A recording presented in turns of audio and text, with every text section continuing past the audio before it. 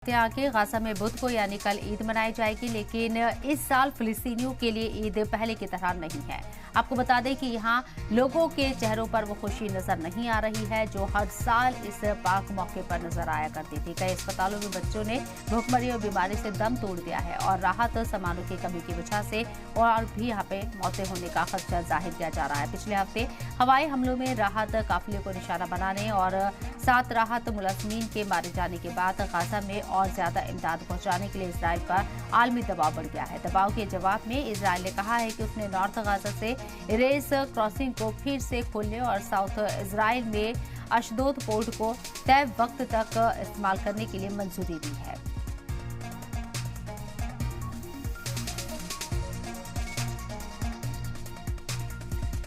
लाख कोशिशों और दबाव के बावजूद इजराइल रफा पर हमले के लिए अड़ा हुआ है। अब इजरायली टीम ने कहा है कि रफा पर हमले की तारीख तय कर दी गई है। लगातार बमबारी से मुतासिर फिलिस्तीनी शहरियों के लिए रफा आखिरी पनाहगाह बना हुआ है और इसके आसपास के इलाके बमबारी की वजह से तबाह हो गए हैं। इजराइल का दावा है कि रफा हमास के जंगी लड़ाकों का आखिरी शेल्टर है।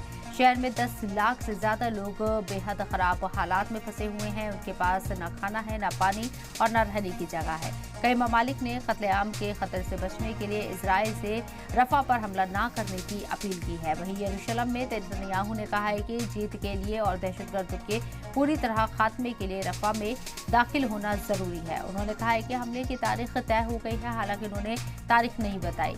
रफा के कैंपों में रह रहे यहाँ सैकड़ों शहरी इजरायली हमलों के बाद तबाह हुए अपने आबाई इलाकों में वापस लौट आए। फिलिस्तीनी मेडिकल ऑफिसर्स का कहना है कि उनकी टीमों ने इन इलाकों से 80 से ज्यादा लाशें बरामद की हैं, जहां इजरायली फौजी ने पिछले हमले बमबारी की थी।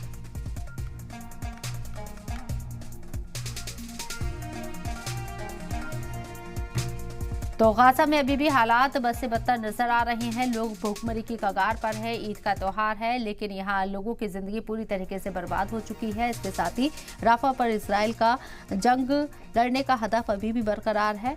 इसराइल लगातार इस बात को वाज़ेह कर रहा है कि वो हमास का खात्मा करना चाहता है और रफा से अगर लौटते हैं तो हमास कभी खत्म नहीं हो पाएगा। इसलिए हमास को खत्म करना यहाँ अहम बना हुआ है और रफा से इसराइल की फोर्स लौटने का नाम नहीं ले रही है या फिर अपना मंसूबा भी नहीं डाल रही है। इसे वाज़ेह कर दिया गया है। राफा ही गाजा के अंदर एक वाहिद ऐसी जगह बची हुई है जहां पर गाजा के लोग बड़ी तादाद में पनाह लिए हुए हैं। पनाह हुसैन कैंप यहाँ बनाए गए हैं। 15 लाख के आसपास गाजा की जो आबादी है वो रफा पनाह हुसैन कैंपों में अपनी जान बचाए हुए हैं, यहाँ शेल्टर्स में रह रही हैं।